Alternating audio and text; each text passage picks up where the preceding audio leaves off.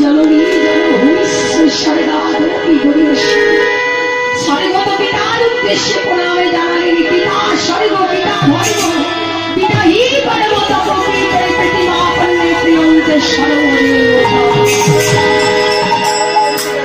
আজ সেই স্বর্গ মন্দির ছেড়ে নবদ্বীপ ধাম ছিঁড়ে গৌর হরি শ্বাসে ছুটতে ছুটতে চলে যাচ্ছে। কেমন ভাবে গৌর হরির ভাবিটি কেমন আজ ওই ছন ভাবিয়া মন্দির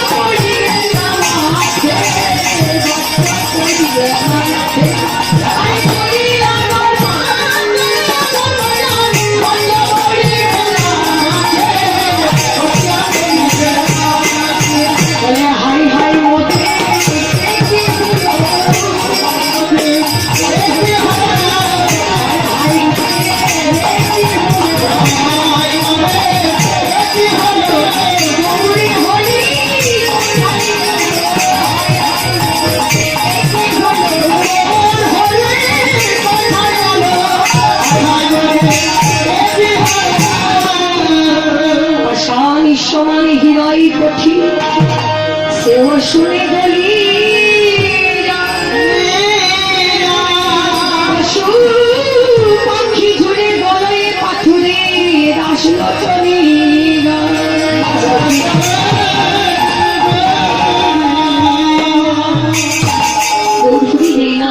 নদীর ধাম ছেড়ে কাটুয়া কাঞ্চননগরে চলে গেছে।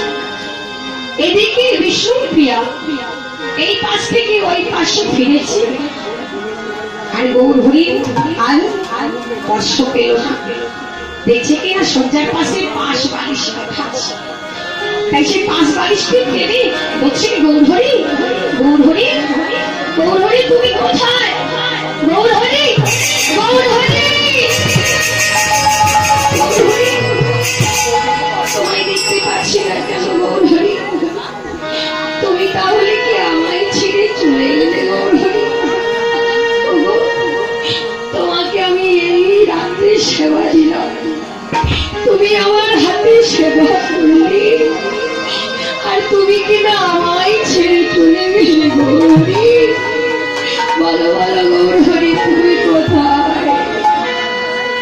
বিষ্ণুপ্রিয়া সারা ঘর খুঁজে দিচ্ছে। বিষ্ণুপ্রিয়ার অবস্থা কি কেমন?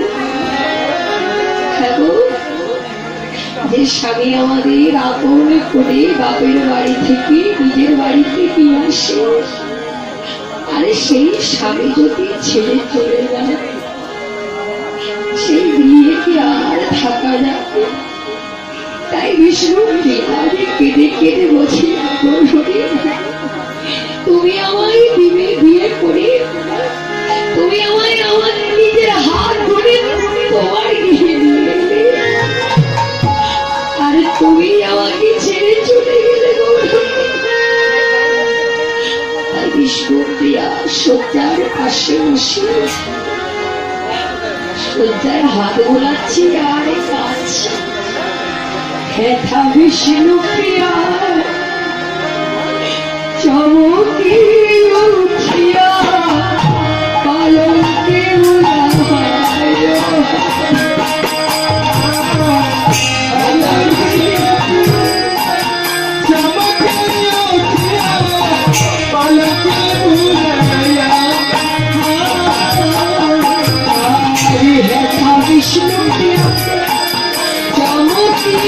उठिया आलम की बुलायो आलम की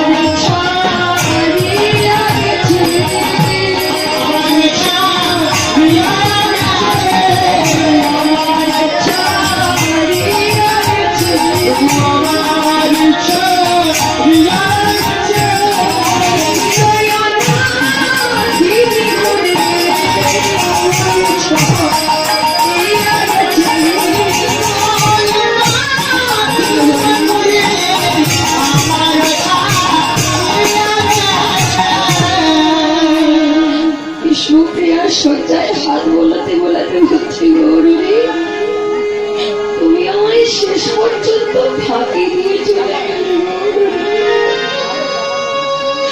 আমি যে তোমায় ছাড়া আর জানি না গৌরী বলো বলো আমি এখনই কোথায় যাব আমার আর কে আছে তুমি ছাড়া যে আমার আর কেউ নেই গৌরী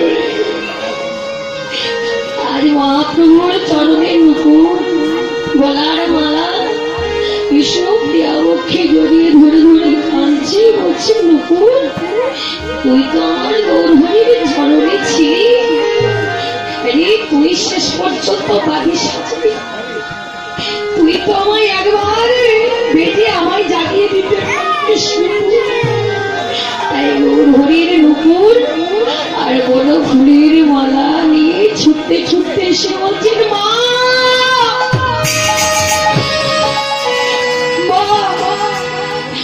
সচিমাতা চমকে উঠে বলছে বাবা কি হলো এমন করে যে চিৎকার করে উঠছো কি হলো মা গো আমার কপাল ভেঙেছে আমার কপাল ভেঙেছে কেন বাবা এমনই কথা বলছো কেমন কি হয়েছে মা গো মা আপনার ছেলে আমায় ফাঁকি দিয়ে চিরকালের মতো চলে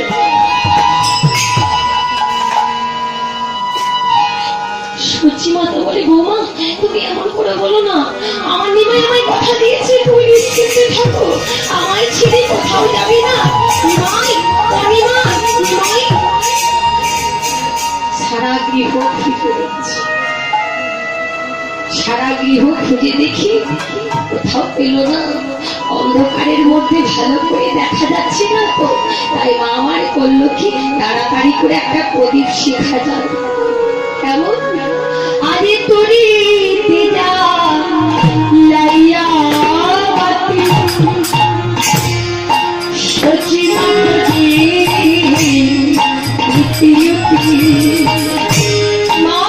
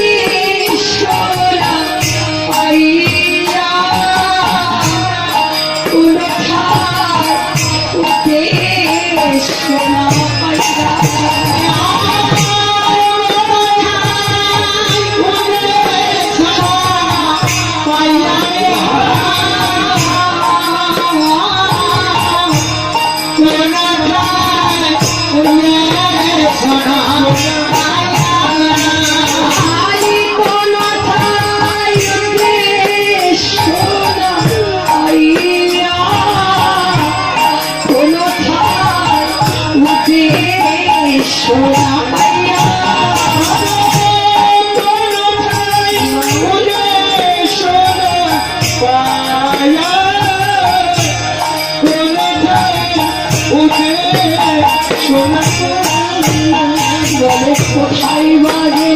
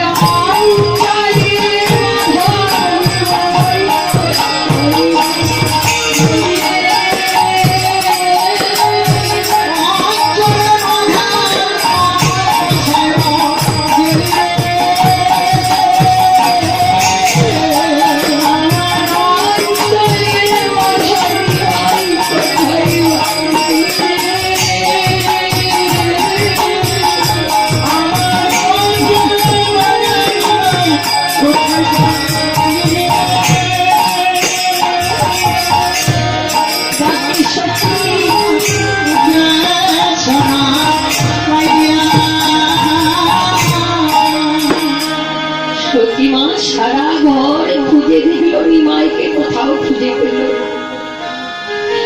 সারা ঘরে খুঁজে বৌমাকে বললেন, ও বৌমা তুমি চিন্তা করো না, আমার নিমাই শিবা সঙ্গনে যায়, অদ্বৈত ভবনে যায়, চলো একবার সেদিকে গিয়ে দেখি।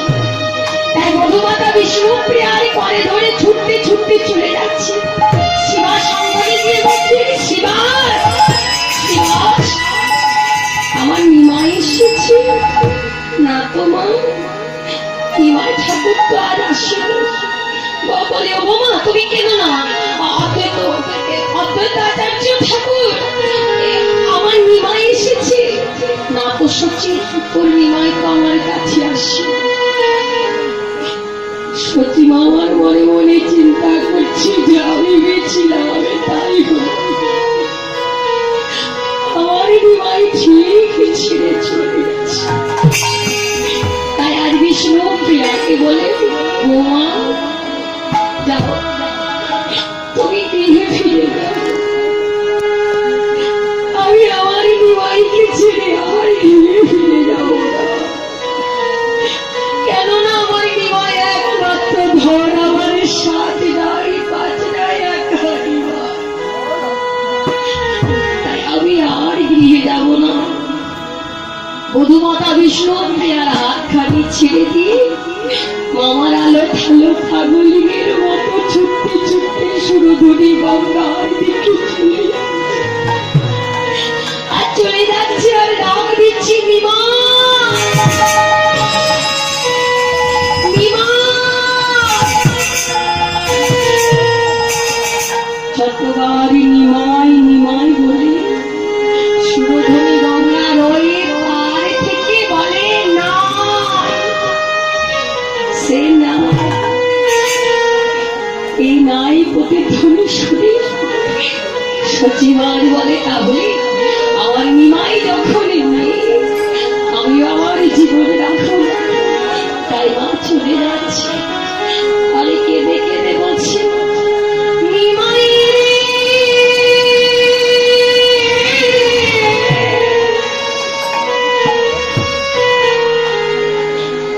ওরে তুই রে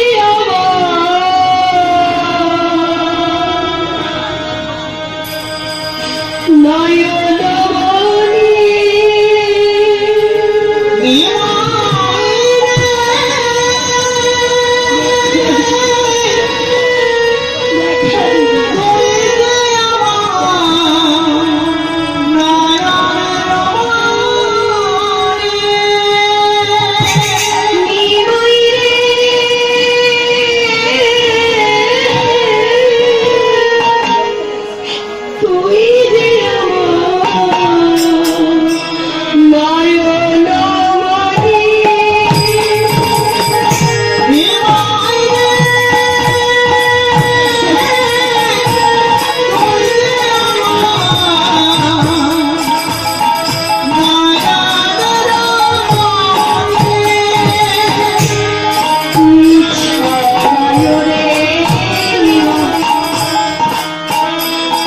আমার আর কেহ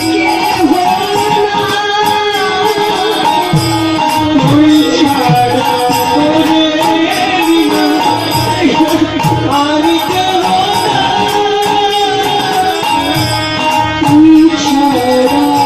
রে আর কেহ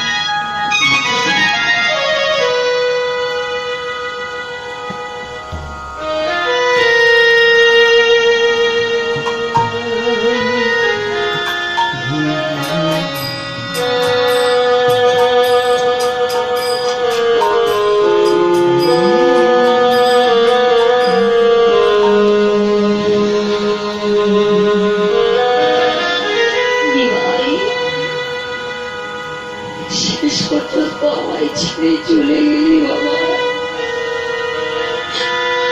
আমি গৃহে কি করে থাকবো বাবা? মধুমাতা বিষ্ণুপ্রিয়ার মধুর পানিছে ওই গৃহে কি আমি আর থাকতে পারবো? হে ভক্তবৃন্দ,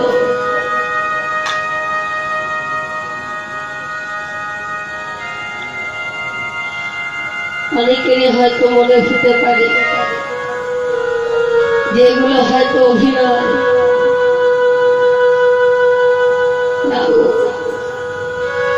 আপনজন হারিয়ে যাওয়ার কি যে ব্যথা যাদের হারিয়ে যায় তারা শুধু অনুভব করতে।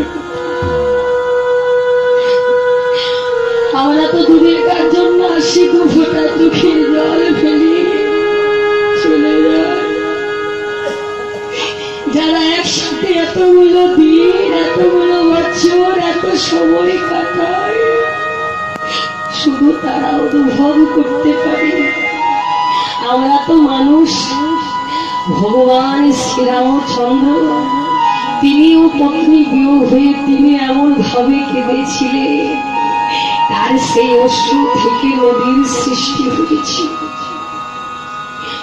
একদিন হয়েছে কি না, প্রভু শ্রীরামচন্দ্র সীতা দেবীকে হারা হয়ে যখন লঙ্কা রাজা দশরথ রাবণ সীতামাকে হরণ করে নিয়ে চলে গেল,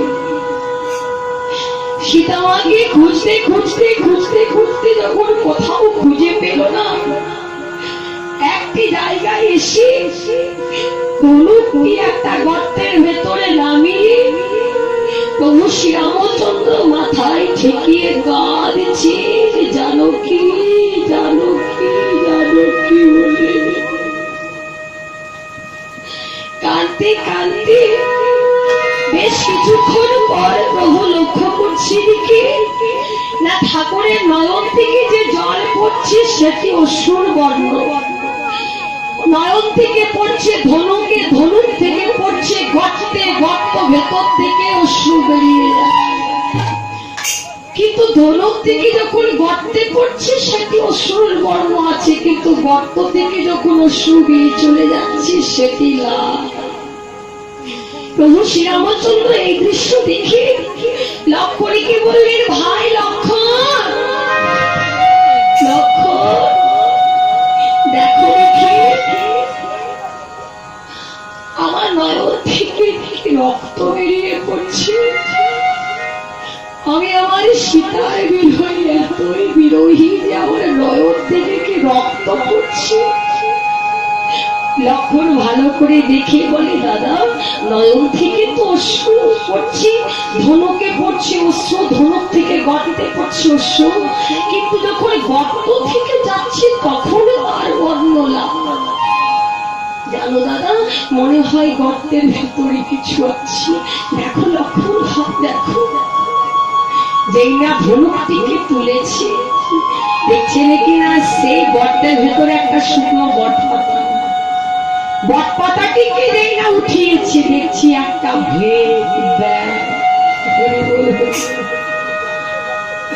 কি হয়েছে জানি, প্রভু যখন সীতার বিরহে কাঁদতে কাঁদতে ধনুকটিকে সজোরে গর্তের ভেতরে নামিয়েছে, সেই গর্তের ভেতরে যে ব্যাগটি আছে সেই ব্যাগের মাথায় গিয়ে আঘাত লেগেছে, আর সেই ধনুকের আঘাতে ব্যাগের মাথাটি থেতলে গেছে, তা থেকে রক্ত বেরিয়ে পড়ছে।